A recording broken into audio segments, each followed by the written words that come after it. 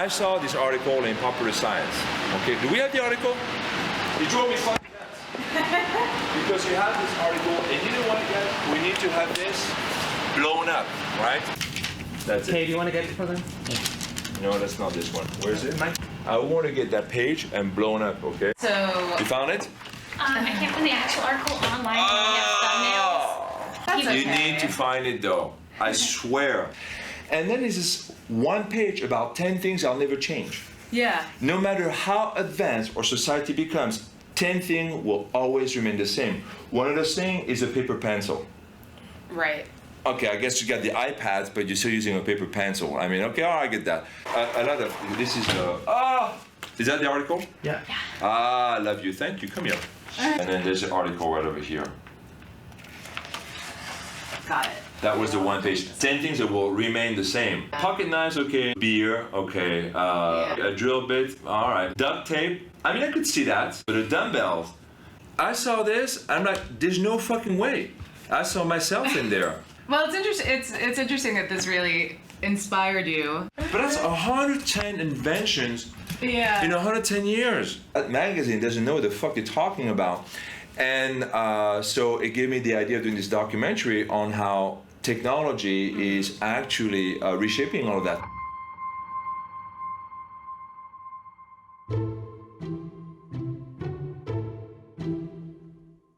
Hollywood fitness guru Sebastien Lagree joins us this morning. Good morning to you. Good morning. Sebastien Lagree is here with me. He's a celebrity fitness instructor. I'm joined by famed trainer to the stars, Sebastien Lagree. Sebastien, is it Lagree? Yes. Sebastien Lagree. Hi. I've been a fitness instructor for nearly half of my life. And I've been lucky enough to have found success with all my workouts and my fitness inventions. The latest one was released in 2010. It's called the Megaformer. So what is this? Well, this is called the Megaformer. In a word, Megaformer. It's a new word to me as well. Joseph Pilates introduced America to the Pilates movement back in the 20s. Sebastien Lagree brought it into the 21st century with this machine, the Megaformer. I found the perfect place for you to stretch those little bones of yours. We're going to be stretching this morning. It's the hottest new workout machine. And it is hitting studios all across the country. Fitness craze is now taking Brooklyn by storm. Now it's come to the west coast of Florida. BPM is the first studio in Texas to offer this workout. Anyway, we're here live in La Jolla at Pilates Plus La Jolla. This is actually the second studio in Toronto. Things have changed a lot over the last 20 years. My once little business has grown more than I ever imagined it would. I licensed my method to over 300 studios on 5 continents, and over 1 million people have experienced my workout. But these are not the numbers I care about. Now, more than ever, people are interested in fitness, and that's great, it really is. But even though today people develop more equipment, more supplements, and more workout than ever before, something is just not clicking.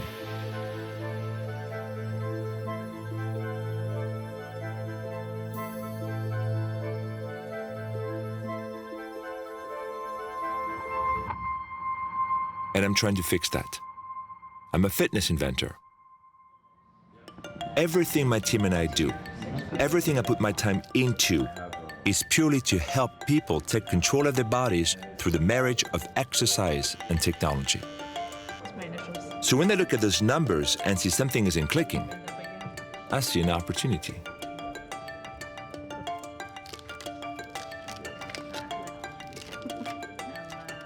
Today, an independent research team is visiting my warehouse. And they want to see if my newest ideas will work.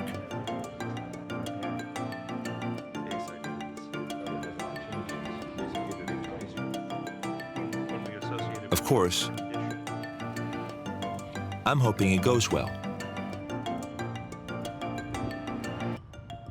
But there are no guarantees. I'm not the only one who sees an opportunity.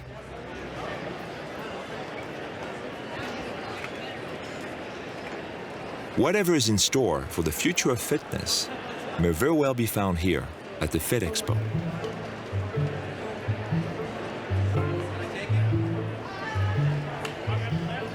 Fit Expo is an annual fitness convention where people gather to see anything and everything that might help them take their bodies to the next level.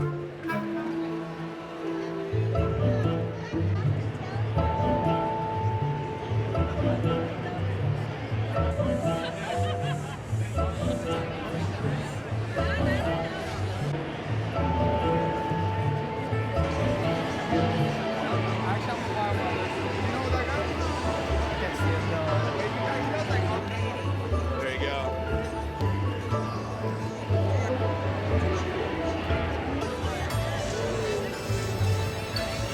These people are the industry's early adopters. This event is a reflection of what fitness is today. And this place is the testing ground for the future of fitness.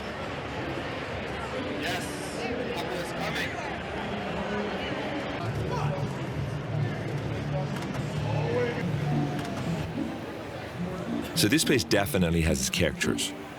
What is that?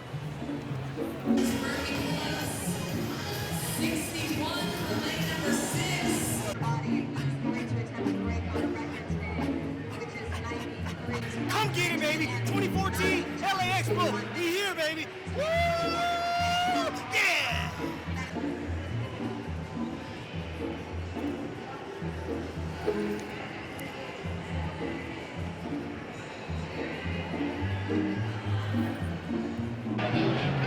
It's like the ultimate massage chair. The ultimate massage. It's really nice.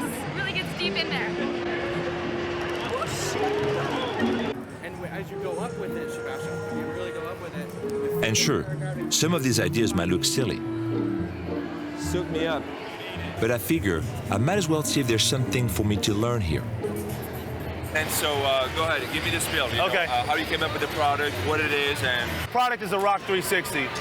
It's a 360-degree ab roller, rolls in any direction. I got the idea from when I saw a guy doing the ab wheel, but he was raised up on a box. Okay. And so he's getting a huge range of motion. I was like, if there's a ball on the bottom, you could go in any direction. So we're creating a game as well. So you know, like Fruit Ninja. Yeah. So imagine as you're doing a product, you have the game right here. Yeah. So it's phone interactive. You're doing Fruit Ninja, and you're slicing the cheeseburgers and the French fries as they're coming down. I'm Courtney. Courtney, can you tell me, so my name is Sebastien, in piloxing, what are like the key elements of the workout? So it's standing Pilates. Okay. So we're working a lot on balance and alignment and core. Okay. And then it's boxing. So jab, cross, hook, uppercut. And we do boxing combinations.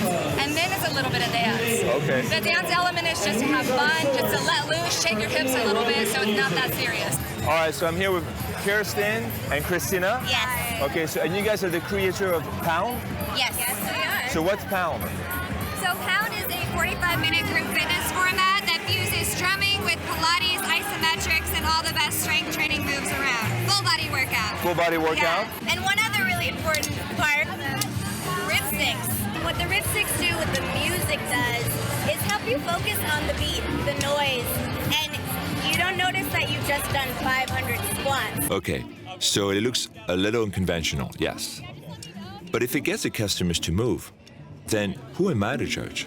I mean, at the end of the day, I'm trying to sell the same puzzles they are.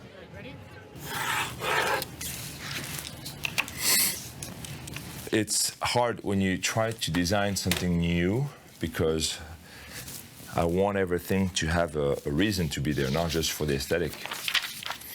You know, so it's been constantly drawing and redrawing and fucking redrawing for literally for months. You know, if you go to the house, you'll see the other drawings that I had. I mean, it's fucking endless, this process, you know. But I think I nailed it. I think I have it this time. I think I do. I think keeping a customer's attention really comes down to delivering on your promises. I've seen fads come and go, and I've seen people take advantage of everyone's dream to get in shape, get that Hollywood body, get there quickly. But I don't want to play that game. I don't want a short-term solution to a long-term problem. I want to take everything I've learned up to this point and see if I can not only predict what's in store for the near future, but to help shape it.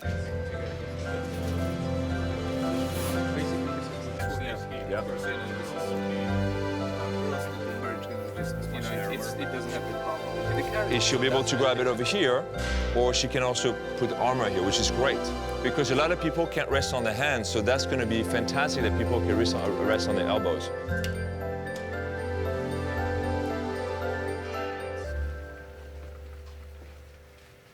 Of course, nothing comes easy.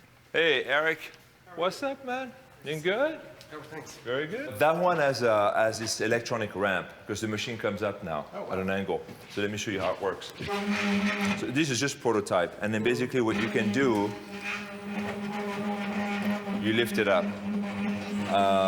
It wasn't making that noise last week, but anyway. See, this is not working great. I'm trying to look at the big picture because that's the only way I can justify the money going out. I got to make sure that I'm more concentrated, more targeted, because I'm not a company like Google. I don't have this kind of revenues. So I got to be more conservative, but it's not necessarily a bad thing, because then you come up with, you know, really good ideas and good product for a lot less money. Because ideas are free. When you're trying to look into ideas for the future, I think it's a given that you have to examine the past. And when we're talking about fitness, it's specifically the last 60 years or so that are really important. This is when a modern approach to fitness was born. And studying this era is critical to understanding how to correct what's wrong right now and what role technology might play in the years to come.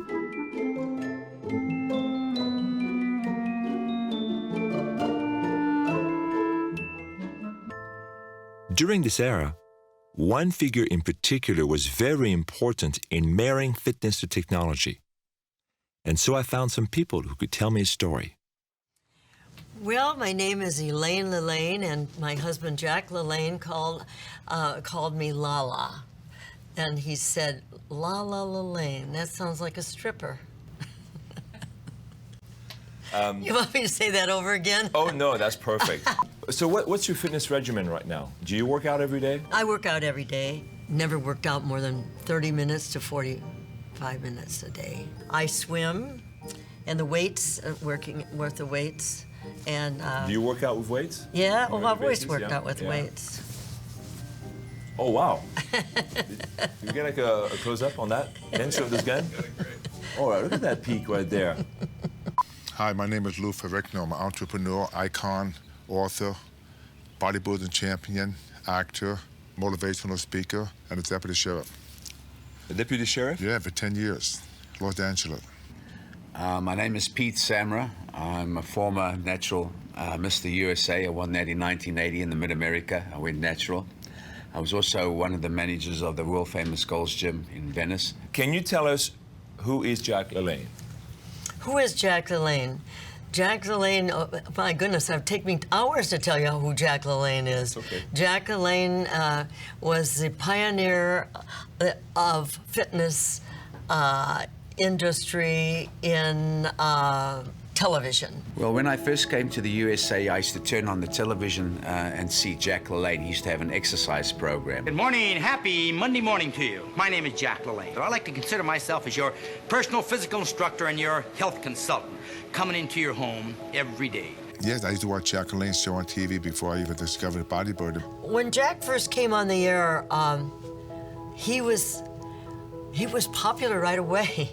And then, of course, there was the Jack Lillane Health Clubs. In 1936, he opened the first modern health club in Oakland, California. In those days, people didn't have a clue about working out in the gym. He had the idea of bringing people in. He wanted to help everybody in the whole United States. He wanted, this is his dream, that everybody should be working out to feel better, look better, and live longer. I'm here for one reason and one reason only, to show you how to feel better and look better so you can live longer. You get in front of a TV and you follow him. And today it's just more sophisticated. But if you take Jack Lillane, put him today, I think it'd be just as effective if you're watching him on TV, follow what he had to teach you, because back then, what he was advocating, it still works for today. He changed people's lives because he was one-on-one with you. This is our half hour together, yours and mine, and we don't want any interruptions, do we? He would talk just to you. Just the two of us. And that person out there thought they were just talking to him, and he was talking to them. And that's how he inspired people. And we need more people to inspire. Not only was he an amazing man of fitness, but his feats of strength. I mean, these were unbelievable. On his 41st birthday, he swam from Alcatraz to the mainland handcuffed. Then he swam underneath the Golden Gate Bridge when he was 40. On his 60th birthday, he swam from Alcatraz to the mainland handcuffed and his feet were shackled. And then on his 61st birthday, he swam underneath the Golden Gate Bridge again and towing a boat, handcuffed and is shackled. And then on 70th birthday, he towed 70 boats with 70 people a 1.5 miles in Long Beach Harbor, handcuffed and his feet shackled. That's amazing. So, anyway. One of a kind. Yeah. I've got enough stuff. Oh yeah, we do. Yeah. I think this is about this. Okay. But the thing when I used to watch him, I used to like when he moved around, the development of his arm. And I realized back then he was a bodybuilder.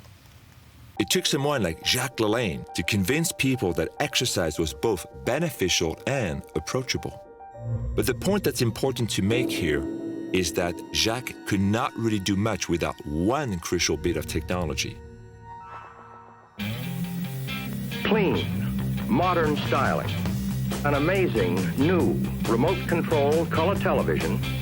While the TV itself was not a fitness invention, it was the difference between Lagree inspiring a dozen people to exercise and 1 million.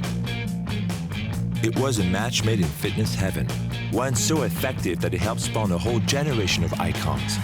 Everyone knew about pumping iron. I mean, there was a point where I watched it every day. We'd never seen anything like this before, and Hollywood picked up on this idea.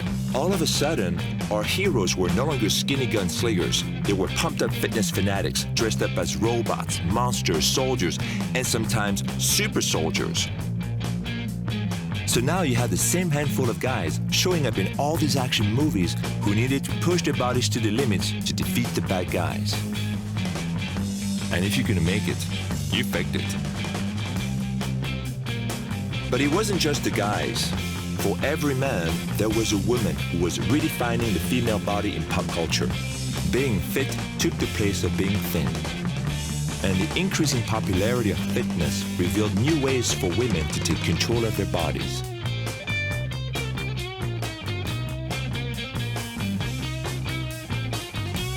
This changed the way we view our heroes, our role models, and ultimately, what we wanted from our own bodies. Now it's at the point that you can pick up any random magazine cover and see a musician, an actor, whoever, built like an athlete, built like a bodybuilder. In the same 60 years, we went from computers the size of a house to the size of our hand. From landing on the moon to sending rovers to Mars, we're shifting from oil dependency to renewable energy. We're curing diseases we once considered incurable. So when somebody shows me one of these and says, this is the future, I just can't accept it. Nothing goes unchanged by science, not even my own inventions. Remember that little issue I was having with the ramp? Well, these two have been working on a potential fix. Their company specializes in prototyping. They've been with me on this ride for quite some time now, trying to solve every little puzzle my machine has presented. And I'm really hoping they've got some good news for me today, because I can't afford another hiccup. It's a circuit board that's a Lagree Fitness lift control right there. So we plug in some buttons in the new lift, and that's the brains behind the operation, all custom made for this machine. I think it broke on the way down here. We're about to find out. Plug it in. I know, I already swore it worked. All right, if fire comes out, somebody let me know. Keep that camera on it good, because it might catch fire. Got our fingers crossed. There's plugs broken off in the plug. Fuck you, man. No, fuck you. Fuck you. No, fuck you. Thank you. You're welcome. I'm gonna kiss. Oh, look. Oh, thank you. Look, check this out. Here, I'll give you a kiss too. Right. Channing the tongue. That's Channing right here. Fucking hey. Yeah. So remember, last time we were here, we had Piper up here, and she sat on the machine, and it stalled out the whole thing. It wouldn't even lift her up. So I want to just start out with Piper sitting on this thing. Okay. Amazing. So we'll take it all the way to the top. That makes me so fucking mad, man. Feel how, wiggle it around. Does that feel solid? Oh, yeah. It feels, especially compared to the other machines. It goes to 18 inches, right? It goes to 24. You said you wanted 2 feet, we gave you 2 feet. This is way higher than the other one. It'll lift with Dave standing on this. No, like Dave, I mean, what are you, like 800 pounds? Because I'm gonna show that to Pino. Because Pino definitely wants it. Sebastian, get up on there. It'll lift with you up on there. Oh my God, yeah. Just hand. That's amazing. Like that, with her on it, which that doesn't account for weight. I think she probably actually makes it float more. Getting to a finished product is a long and exhausting process. But who's to say the future will even come in the form of a fitness machine? In my research, I came across someone who's been using science to completely change the way we approach exercise. So very quickly, state your name. My name's Dan Reardon. I'm a medical doctor by background. Whilst in medical school, as you said, trained as a personal trainer as well. I've been involved in the fitness industry for about 12 years. For as long as I can remember, in fitness and in sports, everyone always talks about genetics, but it's very abstract. You know, that person over there has just got great genetics. I always believed that one day there was going to be more to it of understanding what having great genetics actually meant. Exercise is all about getting it wrong. Because you spend so much of your time doing things that just don't work for you. If you train a certain way and then I train exactly the same way as you, the chances are we're going to get very, very different results. So the advantage of muscle genes is that we essentially take the guesswork out of training and nutrition. So we can tell you exactly how you need to train in order to maximize your results, whether it's to gain muscle, lose body fat, and we can do that in a significantly shorter time than if you didn't have the knowledge in the first place. So for example, when I did my muscle genes training, within 100 days I was able to gain about 22 pounds. When I, in the past, had problems putting on muscle, and it was just simply a case of understanding how my body responded to volume, how the length of time I needed to recover, and understanding things like lactate processing, nutritional elements that were going to maximise my results as well. We can look at specific genes that can tell you about whether you should be training high volume, low volume, what your recovery should be like, what your lactate clearance is like, the type of muscle hypertrophy that your body is more prone to. Can you talk more about the myostatin gene? Yeah. So the myostatin, is it a gene or is it a protein? Myostatin is a protein. Okay. Now, myostatin is an inhibitor of skeletal muscle growth. So when you produce myostatin, it essentially reduces skeletal muscle growth. So if you don't produce myostatin, theoretically you get more muscle growth.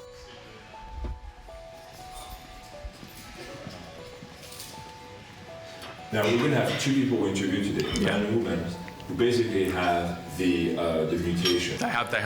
They each have a variation in the myostatin gene. Yeah. Okay. And so tell us briefly about these two people, how they have like a genetic advantage. Yeah. So one of the things in bodybuilding and physique sports and things like that is that generally what happens is you meet people that spend a long time figuring things out for themselves. So when you look at a lot of the Mr. Olympia bodybuilders and physique competitors, that they've spent years and years and years trial and error, and eventually they understand what works for them. Now you can often find people where they find something that works and it really works.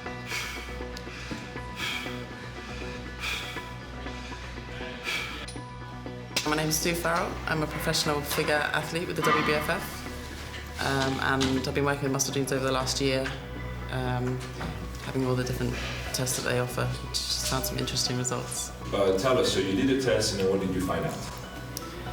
I found out it was easy for me to build muscle mass, which I kind of knew already, so that was a reconfirmation, I guess. But how to diet to make the best out of my body, how to train either for size or strength. The really interesting thing about Sue was that she's one of the probably 2-3% of the population who's actually got a myostatin mutation. The great thing with Sue is she's a real-world example of a really good story. At the beginning of 2011, Sue made the decision that she wanted to be a powerlifter. By the end of 2011, she was world champion. And Mark, for example, the guy, he's really got on top of his training. He's growing very, very fast. And very, very responsive to his resistance training. What was really interesting about the muscle genes testing was that it backed up a lot of what I found out through trial and error methodology over 15 to 18 years. So I was able to look at my muscle genes and say, wow, this proves what I found out, but what if I had this 10 years ago? Could I have adapted my training and bypassed a few little areas within my training? And could I be 10 kilos heavier right now?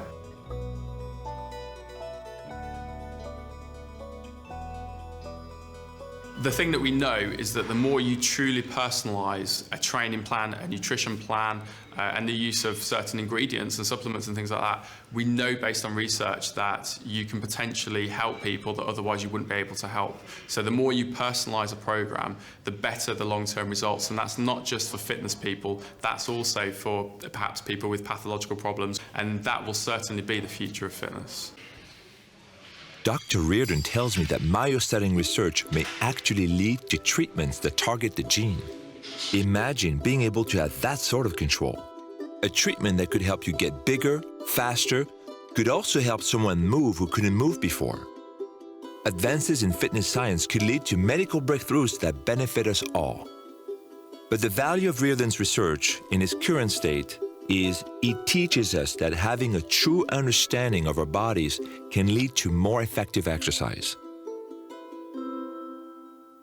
I'm no engineer, but this is a cool thing about the body. The body can actually be the same as a fucking software. Your software is in your brain. You can actually program your body to behave a certain way or not. It's all programming, and the way you do it is by training. You guys will code, right? Right. You code a software. The exercise is how you code your body, and it's how you program, And it's all, a series of stimulation on stimulation. I mean, it's the same fucking thing. People, take steroids. The guys, want to get bigger. They take steroids. They take all this stuff because they get so frustrated with the plateau and the limitation. But they're not limited. It's because they're not working in an effective way. So they keep pushing the head against the wall, not knowing that, listen, if you train differently, there'd be no wall. So this advice works great if you're in your 20s, 30s, and maybe even 40s. When we're young, most of us already have plenty of testosterone. So the controversy of steroid abuse comes from the idea that adding even more to our body is something we're not physically prepared for. But what about the walls that none of us can avoid, like growing old? I'm on my way to visit someone who thinks testosterone plays a crucial role in how we age. Hello, Dr. Life. Hey, Sebastian. How are you? Good. Welcome to Tahiti Marina. Thank you. All right, so permission to come on board? Absolutely. Thank you. So go ahead and give us a little background about what made you change your body, what happened, what was the events that led to you saying, hey, you know what, I'm going to change my life. Well, I'm a family practice physician. I was practicing medicine in Northeast Pennsylvania. I was overweight. I was in my late 50s, and I was like most physicians my age, devote their careers to practicing medicine and don't do what they tell their patients to do. So that was a pivotal moment in my life. I made changes. I hired a nutritionist, and I started working out. Almost 5 months later, I had lost 25 or 30 pounds of body fat and put on muscle. And I noticed that I started to lose ground. And I started to regain the body fat that I'd lost, even though I was training and eating Right. And that's when I learned about hormone replacement therapy. That's when I learned that my hormone levels were really low. So in 2003, I became a patient of a hormone replacement establishment and corrected my hormone deficiencies. And noticed within just a week or two a big change. I started regaining the muscle that I had lost. I started losing the body fat, especially the belly fat that I'd gained. I started feeling so much better. And that got me on the path to what I do, is age management medicine. Hormone replacement therapy, when I started it, was really frowned upon. I mean, my urologist told me I was crazy for going on testosterone and DHEA. I was also deficient in growth hormone. He thought I was making a big mistake. He says, we really don't believe in that. We think that that's going to put you at risk for prostate cancer and other problems. I'm so glad you're bringing this up. Hormones, poor hormones, they get a bad rap, okay? And a lot of people, when they think hormones or think steroids, they think, oh gosh, cancer, problems, disease, you know, bad thing. And the reason that hormones get a bad rap is because of abuse, okay, mainly. And because of some studies that were done which showed adverse effects of hormones, and mainly because of the use of synthetic hormones, which were not bioidentical to the body. Okay. Tell me about you and what you do. Sure. So I'm a board-certified family medicine doctor. My area of specialization is something called age management medicine.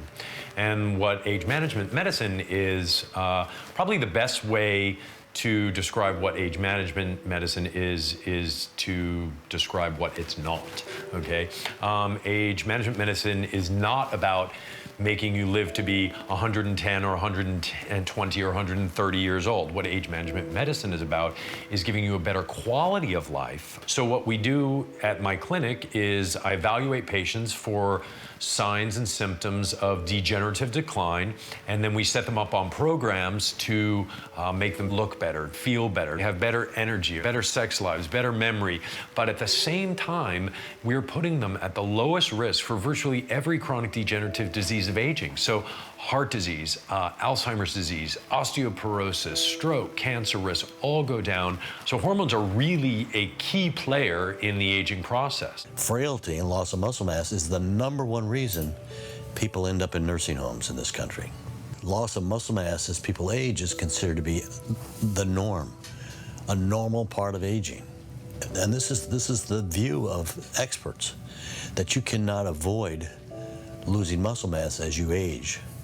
And that is sheer nonsense. When I was in medical school, we were taught that testosterone caused prostate cancer, that if you prescribed testosterone to men, it increased his risk for prostate cancer. And cut to 10, 11 years later, not only do we know now that that is not true, that there is no evidence, strong evidence to link testosterone to prostate cancer, but there are some forward-thinking urologists who are treating prostate cancer with testosterone now, okay? So, I mean, we've gone completely 360 degrees on that, or 180 degrees on that in 10 years. It's sort of my dream that hormonal optimization be standard of care in medicine, meaning that everyone, as we get older, go on a program of optimizing our hormones. I think if an individual is truly deficient in growth hormone and can't correct that on their own through the right kind of eating and exercise,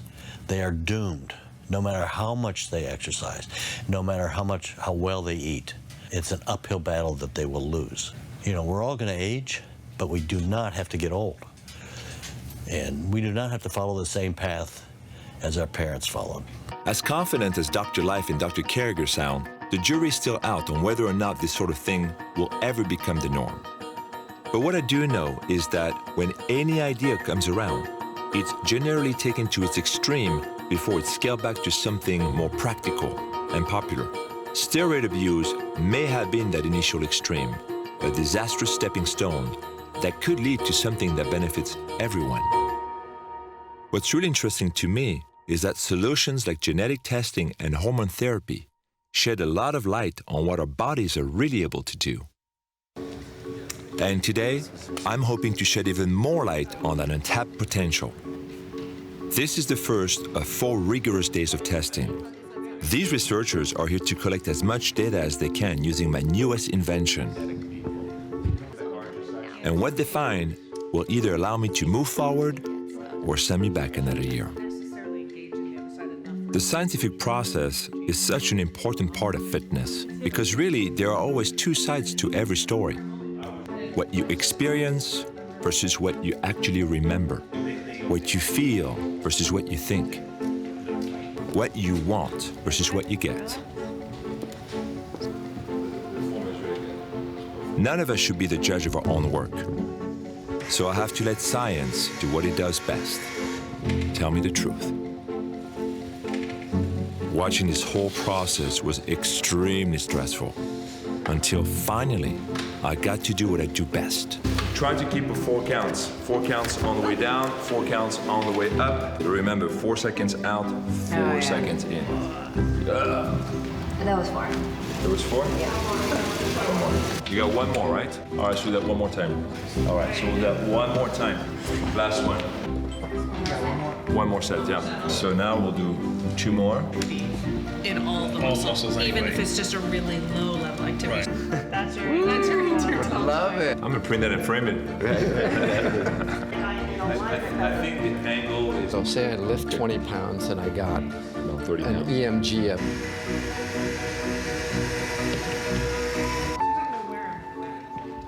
I'm not a fan of uncertainty. Actually, while on the topic, let's be certain we're all on the same page about a word we keep using.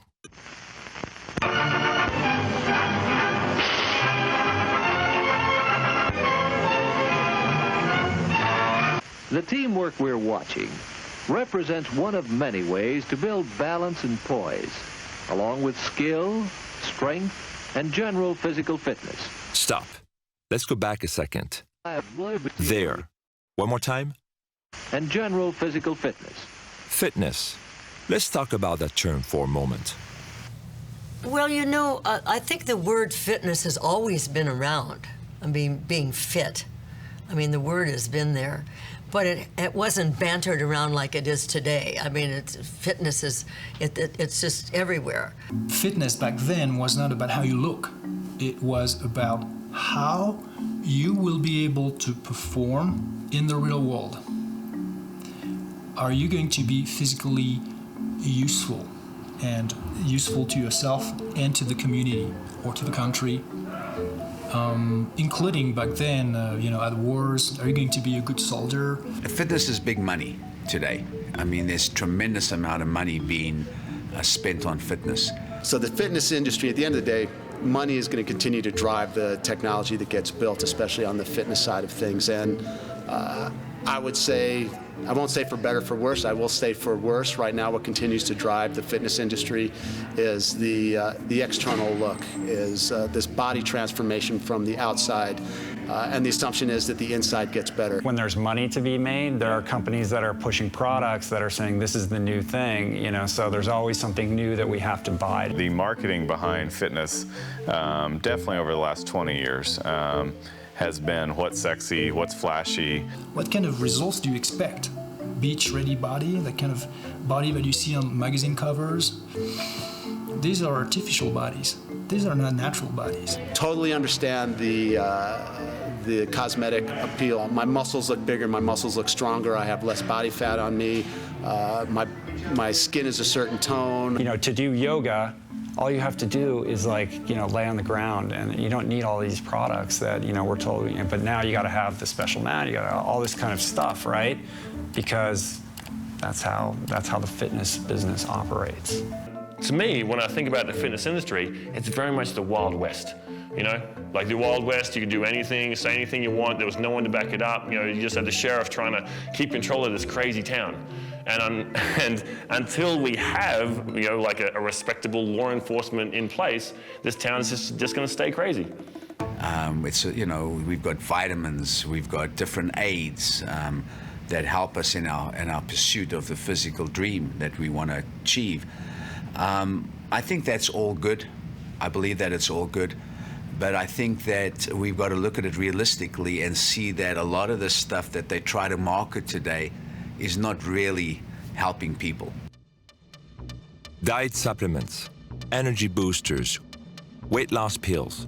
All these so-called fitness products have made the news for all the wrong reasons and on far too many occasions. Misguided ideas of what's considered fit has led to an influx of demand for a quick fix. Since then, there's been a boom in products and workouts that promise the Hollywood physique, a slimmer waistline, or more energy at the expense of your health. Despite the FTC's best efforts, this stuff just keeps showing up. But why? When you hear about the 9-minute ab workout or the 7-minute ab workout, I mean, this is just marketing practices that are tailored towards giving people good news about their bad habits. And you have different machines, like a 3-minute workout, 4-minute workout. A lot of people want the lazy way out.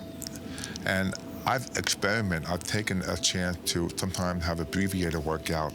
It's not quite the same. It's the same as hearing about, how you should eat butter and bacon for breakfast every morning. All that. People love this stuff, right? And people are always looking for the least amount of work for the most amount of results. And that's the wrong question. That's the wrong inquiry. So the idea of dispensing with the work and just accessing the result doesn't interest me, and I also think that that's endemic of what's wrong with our society right now. We're all trying to hack everything. We want a shortcut. We want to do an end run around the hard part to get to the result. And this is what is breeding depression, because what we don't understand is that the hard part is what gives it value. So-called shortcuts are traps for beginners, but seasoned gym goers can fall prey to another kind of trap. One even I fell for when I was young. We would do like bicep curl, right? And then Matt would just help me, like this, assist me, and I put like 345. And of course, there's no way I can lift, yeah, there's no way I can lift 225 pounds here. Matt knew that. Yeah. I knew it, but he knew I could hold it there, Here I could do 225, but the other 99.9% of the fucking tangent, there's no fucking way. So what I have, Matt is helping me getting there. He's like, oh, you got it, man. I'm like, oh, yeah. He's like, yeah, you got it. And then I kind of drop it that way, What does that do for your muscles? Absolutely nothing. What does it do for your joints? Destroy your fucking joint. After the workout, I started to have like pain over here. But being a fucking Neanderthal man, a caveman, think that bigger muscle is better. You think that more of everything is better, right? My name is Mark Alexander, and I am the CEO and co-founder of ARX Fit. If people know what's right and don't have to filter through all the crap and see the bodybuilders spray tanned and, oh, that must be right. No, it's far from right. And it's far from healthy, as a matter of fact. Most people see these people and think this is the epitome of health. But if you looked at a blood panel profile of these people, they're about to die. And we've actually seen it more recently with these larger bodybuilders dying off at 40, 45, 50. My name is Ben Greenfield, and I am a coach, an author, and a speaker. So I help people from around the world who want to achieve amazing feats of physical performance, enhance their IQ and their mental acuity, lose fat fast, gain muscle fast, basically do everything possible to get the most out of the body without doing harm to the body. I started off as a bodybuilder, and the whole goal there was to look as good as possible posing on stage in the equivalent of your underwear at as low a body fat percentage as possible. You looked good. My sex drive was gone, my libido was gone, my gut was messed up. There are some bodybuilders that, believe it or not, walk around with a can of Lysol. Their gas is so bad from their horrible diet. And this is just basically acceptable in bodybuilding to look good on stage. If I continue to focus on what we call our global muscles, the big muscles on the outside of the body, what they look like, it doesn't let me know that the smaller muscles or the intrinsic muscles inside are doing what they need to do. And it definitely doesn't tell me what's going on with all my subsystems, my cardiac system, my digestive system, that really are going to lead to a longer and healthier lifestyle. For example, if you look at ultramarathoners, if you do a study of their hearts, you can see that there is more calcification of their arteries, greater arrhythmia, right? Greater myocardial scarring. So here are these kind of apotheoses of health, right? These examples of somebody who's so fit, and yet their health is suffering from the extremeness with which they put themselves through in order to kind of serve this perhaps misguided health purpose. Just because you're an Olympic athlete doesn't mean that you're fit in the broad sense of the word. It just means that you're really physically and mentally able to do this one specific thing to an elite level. Trying to get the most out of the human body, to squeeze every last drop out of the body at the cost of your health, at the cost of your longevity, sometimes at the cost of your family and your friends and your social life and your career too. We've somehow come to accept the fact that if you want to get extremely fit, if you want to look good, if you want to lower your body fat, that you sacrifice your health at the same time. If we're just making our muscles fit, how does that engage with our potential? I really can't see it. It just makes us more physically able, but we are much more than that.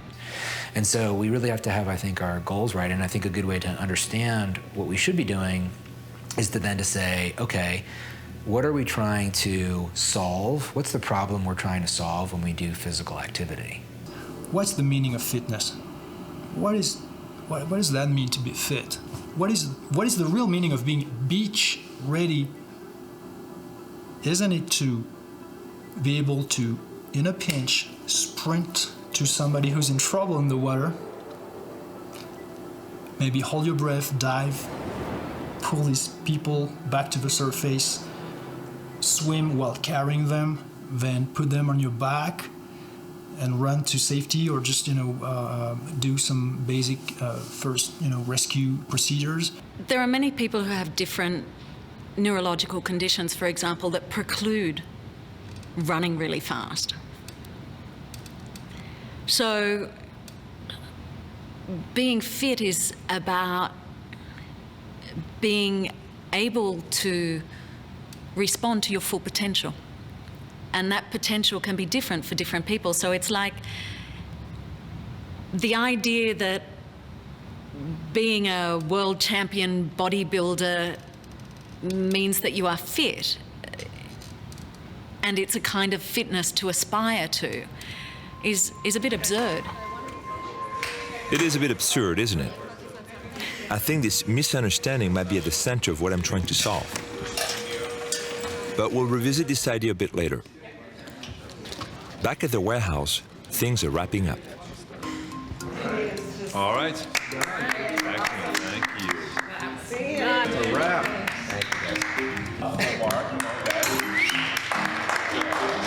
Thank you, Devin. Excellent, man. Good job making it. Okay? Please. Yes. Once I did it right. Oh, you thought we were doing the little fire drill again? Good, how are you? Oh yeah, that looks too cool. Brain's not working. Muscles. It's finally time to go over the results. I try to hide my anxiety with some humor. Oh, I like that you're gonna kind of delete the data. You don't like the 13% here? What, you want 17%? We'll make it work. Yeah, we can make it work. That's how it's really done in fitness. Well, tell me the numbers you want, and we'll, Okay, to get those numbers, you need to get rid of this one, this one, this one, Well, you've got more of an open mind, which is good. I mean, you want to learn and see what's going on here. Some people are like, this is what it should be. That's what you got, right? I'm like, actually, that's not what the data showed. And they go crazy. Yeah. What do you mean? Yeah, I told Andy that I'm in it for the long haul, so this is like the beginning of everything. There's a lot riding on this for me. Countless hours designing, building, testing, years of work, distilled down to a few tiny little graphs. That's us, right? It feels sort of frustrating, really, that after everything, a quick PowerPoint presentation can stop all my work dead in its tracks. And yet, I have no choice but to listen with an open mind. In anything that is blue here, you can see these error bars are crossing 0, which means that some of the people did it one way and some of the people did it the other, which means these averages, any of the blue averages, it's not a consistent pattern. Right. Across all these muscles, some people stabilize with a few here and some stabilize with a few here, and that's why there's a sort of an inconsistent pattern. Okay. If you're instructing them, okay, make sure you're really using X, Y, or Z, we'll likely see a much more consistent pattern. If it's tilted this way, I think they could have the possibility of using this leg to push, right? Which would be the one on the left, or they could just drop their pelvis down and could be using, say, their arms to stabilize. You know, when I look at Something clicked. Imagine how many people in one class do the same exercise and all experience the exercise differently, and that could account why some people see great results and people don't. Right. It really to show you how important it is for people to be aware of where the exertion is, because they can compensate them with their mind if they're really aware, because otherwise it can be all over the place. You could sort of hypothesize that even that the person, because the demand should be higher on the gluteus medius, that maybe this person on the right has a weak gluteus medius, so they're figuring out how to do it some other way, right? And that's really what you want to target. Okay. So I think the coolest data actually comes, and it's not surprising, is when we look at the leaning torso twist. Every muscle had consistently higher activity on the Superformer. That's pretty spectacular. I think because the inclination and the rotation, there's just not a whole lot of ways they can compensate. That really is taking the mass of their trunk and putting it in a different place.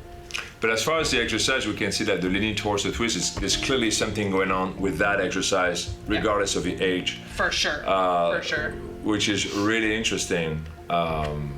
That's very good, actually. Yeah.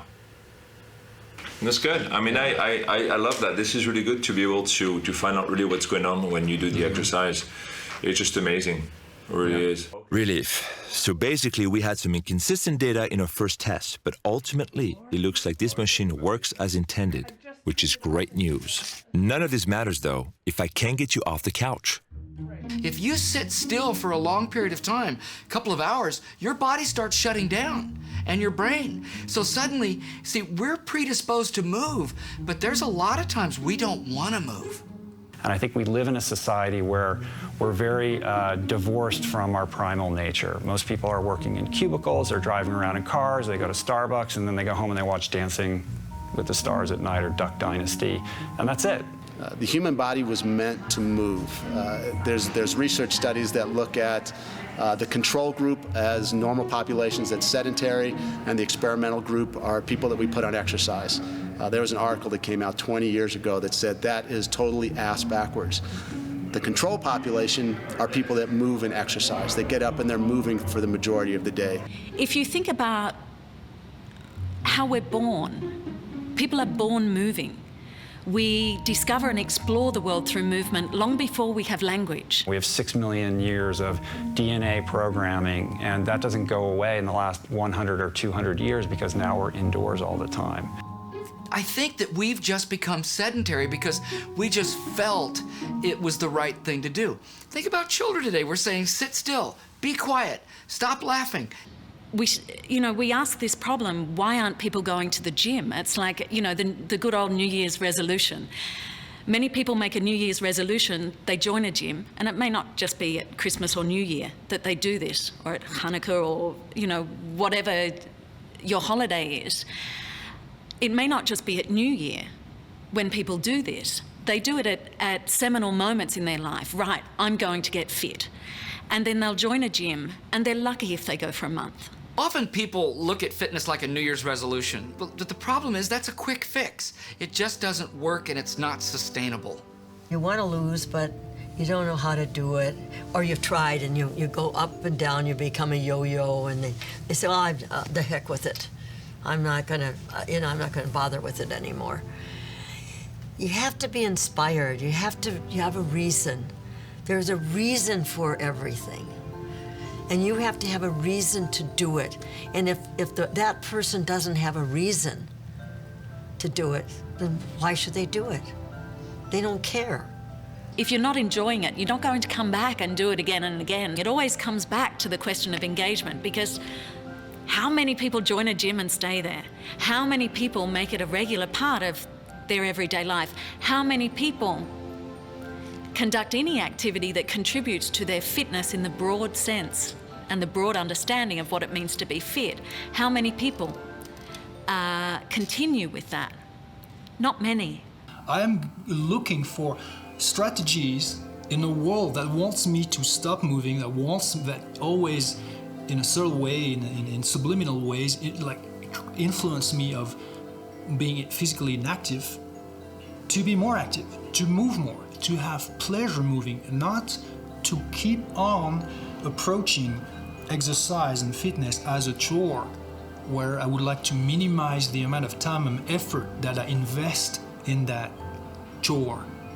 We've been studying microbursts of activity, and we find that if people move, get up and move every 25 to 30 minutes, they become more engaged, they're more energized, and they're more focused in everything they do. So why do we want to get rid of that? You know, we rush to access this result, but if we didn't put in the work to get there, there's a sense of emptiness that comes with that, and I think that's what's causing a lot of this depression. So I think we need to develop an appreciation for how hard it is maybe to get fit, and also find ways to make it more fun and joyful for people, right?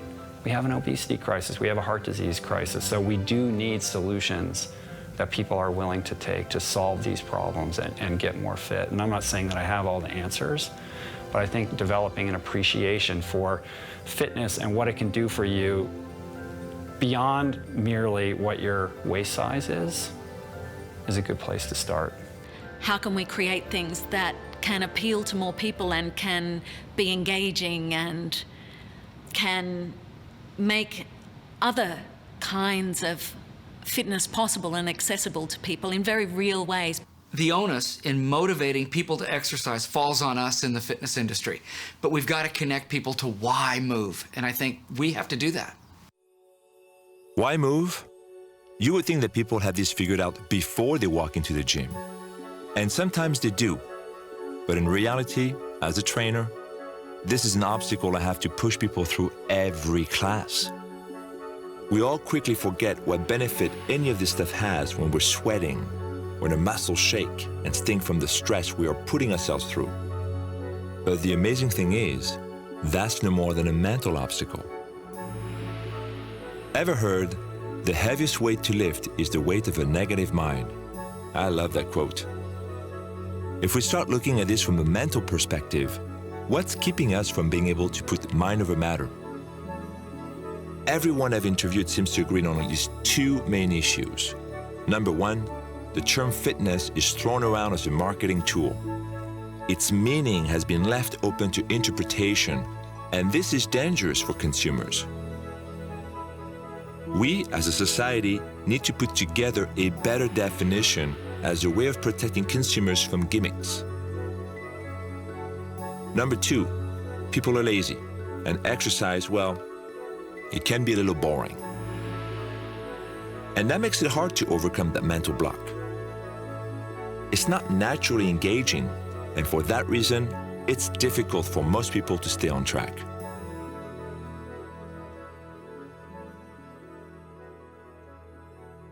Lucky for you, I'm not the only one with something right around the corner. This is a convention for wearables. Simply put, wearables are bits of technology that you can wear. Wearable technology has received a lot of attention recently, not just because these products might become more common over the next decade, but because they actually look like what we're familiar with when we imagine the future. Companies like Apple, Nike, and Fitbit have begun integrating wearables in fitness trackers. And as you can imagine, that's something that grabbed my attention. Let's see what I can learn here. What's your name? My name is Stephanie Whitman, and I do the marketing for the Smart Fabrics Wearable Technology Show. This is our 13th year. This is our biggest year. We started out with 25 people in around 2001, and now we're over 300 people this year. There's quite a few presentations on how we can make them pass the turnaround test, what we can give to a consumer that's going to make them stop their car, go back to their house to get their whatever this product is. And right now, that's what's the hot topic, is what are people actually going to wear? You know, there's been tons of talks of if you can get a phone on your hand and then you can talk like this, but you look like a moron talking like this. We're learning about all these new technologies that are out in wearable tech, including fabrics, just so many different things, pant wearables, underwear wearables, you name it, they've got it here, and it's really, really interesting, and it's totally where we're heading in the future. It's been great to network with so many different people here. I've met people from all over the world here. I mean, there's people from Germany, there's people from Finland, there's people from Dallas, Texas, you know, I mean, from all over. I'm from New York, so it's really cool to meet all these amazing people. I met some pretty amazing people myself, and I think they might be able to help us understand the value of wearables when it comes to exercise technology. First, we're going to start with your name, first name and last name. First name is Mario, last name is Esposito. And Mario, what do you do? I'm a Chief Technology Officer at Hypsilon and also the inventor of Sensoria. Sensoria can be used in multiple spaces, and fitness is the most natural step because there is a need to create garments that really are suited for monitoring what people are doing. So today you are asked, wear the bracelet, do something, come back and look how many steps you have collected so far. With Sensoria, we can say transparently, without changing anything, without remembering anything, just wear your socks as an example and go by your life. And you don't see anything different from the usual. You can actually wash this. You can treat just as like any regular sock. You won't see any wire or any piece of traditional electronics. Well, we'll weave the electronics into our clothing. I mean, that's coming already. Right. That's already here. Yeah, so it'll just be like putting on your underwear, your socks, your gloves, whatever it is you're going to wear, and the technology will just work, and it'll all work together seamlessly. In the future, it's going to be washable. It's going to be woven into your fabric, so it'll be comfortable. Even silky, I've seen really nice silky fabrics, or compression fabrics. My particular area right now is in emotion tracking for health and well-being. My name is Mary Schwinski. I'm a researcher at Microsoft Research. What are your thoughts on wearable technology, and if you see any application to it as far as fitness is related? Absolutely. I think what you're going to see is sensors that you wear on your body all the time that are constantly collecting data. So every time you step, you run, you walk, we can detect accurately what you're doing. We use a wrist sensor where you can get some electrodermal activity. There are some sweat glands down here, if the sensor's put on properly, where we can look at arousal. So that gives us the arousal levels. Okay. Some of them can be sensor-free sensors, meaning you don't have to have a sensor on your body. For instance, last summer we did some research looking at how you type. Turns out that when you're very, very stressed out, you end up hitting the keyboard much, much harder. But we also are aiming to other parts of the body. Heart monitoring is an example. And then we've also been wearing heart rate monitors and looking at heart rate variability. What is your goal? What are you trying to achieve with all this, the wearable technology that you're developing right now? Well, our first motivation was to detect stress and to make you more aware of your stress levels. We have done that. We've done that so well. We can make you really stressed out by telling you you're stressed. And that wasn't our end goal at all. But it just turns out people aren't very used to thinking about their emotional states. So when all of a sudden they have a heightened awareness, it is somewhat stressful. So what we've turned our research into now is to turn that around and say, we don't want you to get stressed out because you know you're stressed. We want to develop calming, soothing technologies to help you when you happen to be in that state. Calm yourself down. What we're seeing now is there's a lot of companies coming out that just give you data, that give you numbers. So we're seeing things like Fitbit give you information how far you went or calories you burned, but we're just seeing a whole lot of numbers. As an example, Nike Plus or Nike Fuel Band or Jawbone, you name it, there are many out there.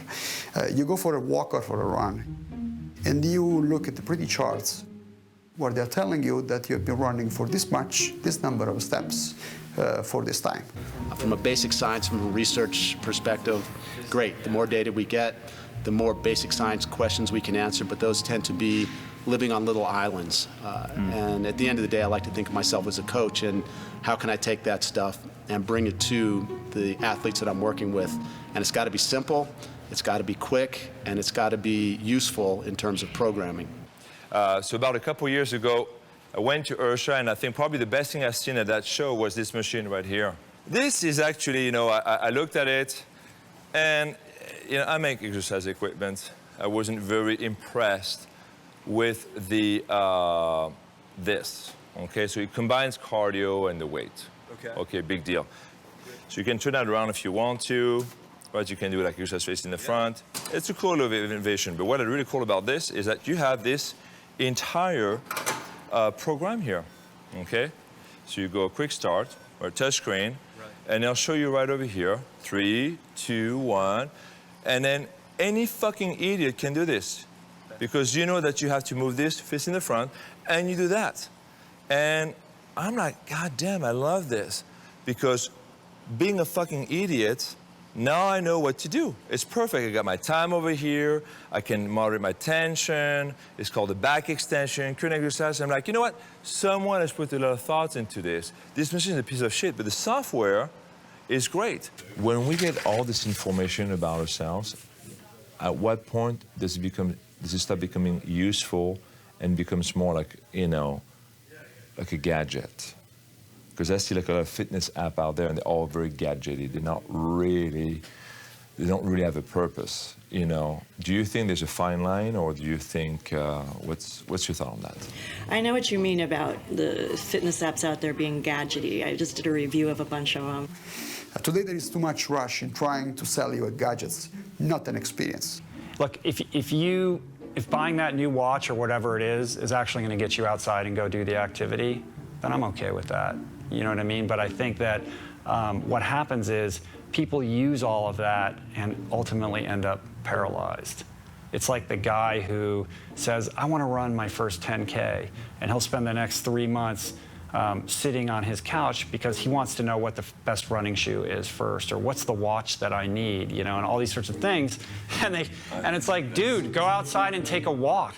You know, you don't need these things. And so they become excuses to not do, as opposed to facilitators for the doing. It's all in our relationship to these. These things are just, all these devices, the technology, they're neither good nor bad. You know, we need not place a judgment on them. It's all about our relationship with them. Right? What is your relationship to the device? My 7th Fitbit, right? So I am so reliant on my Fitbit. I can't handle it a day without my Fitbit. I think it gets tricky when you get too dependent on these devices, right? To understand, like I've been in situations where if I leave my Garmin at home and I go out and I run, and I come back and I go, well, did it count? You know, I can't log it into the computer, so I didn't actually do the run. It's like, no, you did the run, you know? I don't want to be a slave to technology. Maybe you can say maybe I am. I want to use it to augment and enhance my life. So it's all about my awareness so that I can make healthy decisions. So it's having a healthy relationship with these things. They shouldn't be controlling you. You should be in control of them. And sometimes it's okay to not use them and just go outside and have fun, you know, experience the joy. And if I'm all focused on the data, or I'm listening, you know, in my earbuds, then I'm not really in the moment of what I'm doing. And I think really where the fitness industry needs to get to, and the whole health and wellness industry, is taking those numbers to provide real information about the best course of action. It's relatively simple to produce, say, a heart rate monitor, but pulling interesting data out of it, that's the biggest challenge. When your heart rate variability is low, that's really bad. So meaning the variation between beat to beat, if it's low, it means you're in fight or flight mode. And so if you're chronically with low HRV, low heart rate variability, you're probably either depressed or really stressed out, and that's bad. So cardiologists will look at that to see, are you likely to have another heart attack, for instance? If you have, say, a stroke, maybe we can detect that sooner, or if not, maybe we can start to detect the signs, retroactively, and have your doctor start to recommend different things like, oh, well, you've been doing a lot of jogging lately, and we can see that you have a heart palpitation. Maybe you want to cut back on that and switch to something else that's not going to have quite such an impact. And whether you are going to directly use it or whether it goes to your doctor or physician, I think there's going to be incredible benefit to that. I mean, you're in fitness, so I'm imagining, the, optimal training situation is, you get up in the morning, you see your HRV is low. Not a good day to go all out in fitness today. I'm going to change your routine to be something that's more appropriate for your state right now. I know that this is being done already, so I know elite tennis coaches, for instance, look at HRV in the morning. We have high-level athletes coming into the facility here at the top of their game and not realizing that it's not just what I do when I come in and get my workout in here, it's everything I've done leading up to this. How much sleep did I get? Did I eat the right way? Am I managing my stress with meditation or some type of other ways to calm where I need to be? The more you can educate the athlete on what to do, how to do it, and why to do it, that's what's going to resonate, for the coach or for the athlete. So Puzzlebox started as a prototyping company. People will come to us with paper napkin ideas. We'd help turn those into products. Our specialty now is brain-computer interface. So we're making our own products, toys, and devices which interface with the brain. After you know what sort of information you can pull from the brain, it's a question of, well, what are you going to do with it? And when we looked at all the different options, the most useful thing that we could think of was improving concentration. This is something everyone can practice and everyone can benefit from. So this goes on your forehead. This all goes behind your ear. Again, I'm just going to do another test here. Make sure. So what else should I try to do? Is there anything not think? Is that what I want to do? Not focus on nothing, or what would I do? What we're looking for is a consistent train of thought. Like if you just went fly, there'd be like one thought and it ends, and we're not gonna see that steady drumbeat. Yeah, you want to continue. Exactly. Okay. All right. So I'm just gonna count, and then backward, in Russian. Okay. So. Oh wow, that's really cool.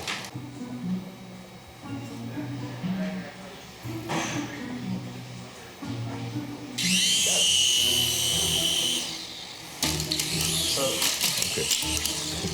the trick is, once the helicopter flies, don't break your concentration. Well, this is what happened. I'm like, oh shit, it's flying actually. Exactly. There you go. That's really cool.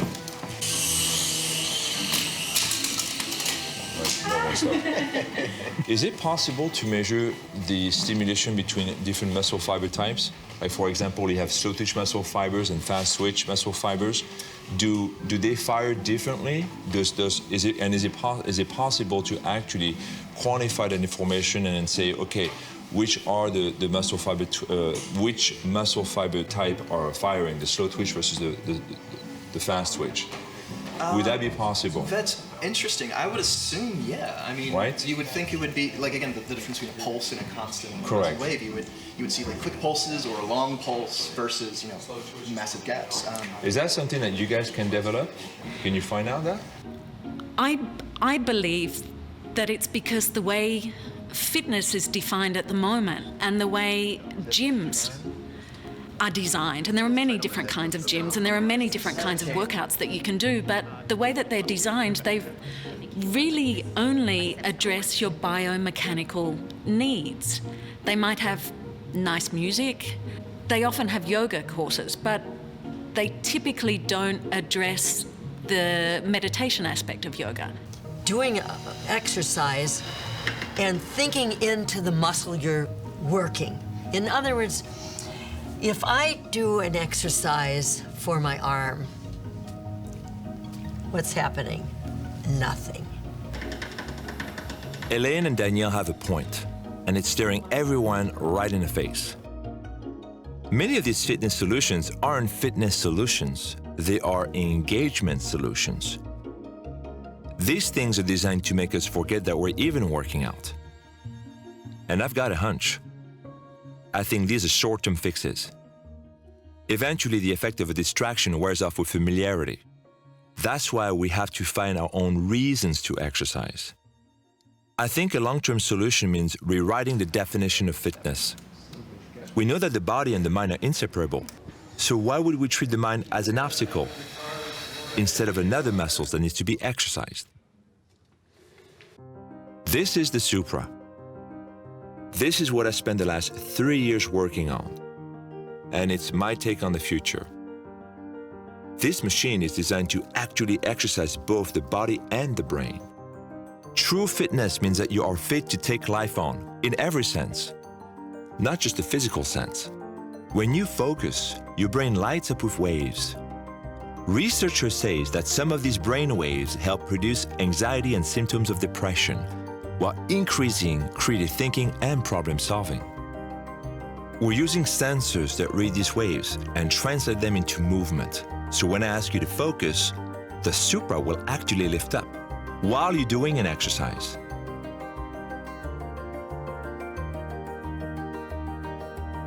This keeps both your body and your mind completely and genuinely working together in the workout. My goal is not to distract you from it, but to immerse you in it. With enough practice, you'll be able to make the machine incline at will. The idea is that once you've come this far, you'll be able to control your brainwaves in any other facet of your life, and with ease. The Supra represents my newfound philosophy.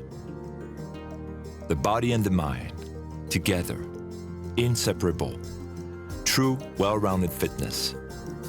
It's still a work in progress, but it's a meaningful step in the right direction. We need to expand our own understanding of what fitness is. Developments like genetic testing and hormone therapy offer vastly different perspectives on what is possible.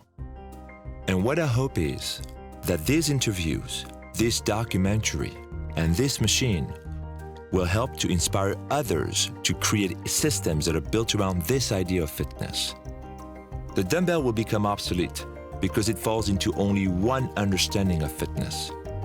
It's a rudimentary tool for a simplistic understanding of what it means to be fit. The one we've subscribed to for all these years. And I think we can do better than that.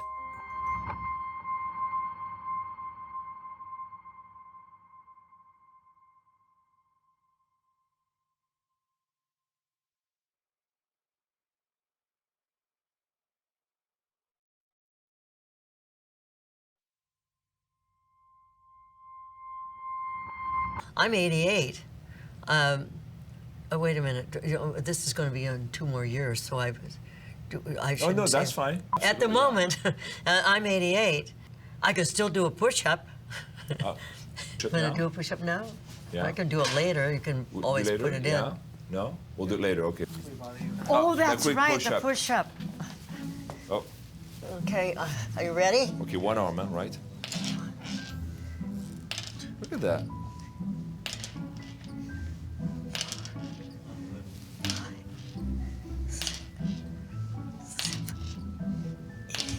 Are we telling you to stop, or are you going to keep on going for an hour? That is awesome. Helen, thank you so much. You're awesome. Thank you very much.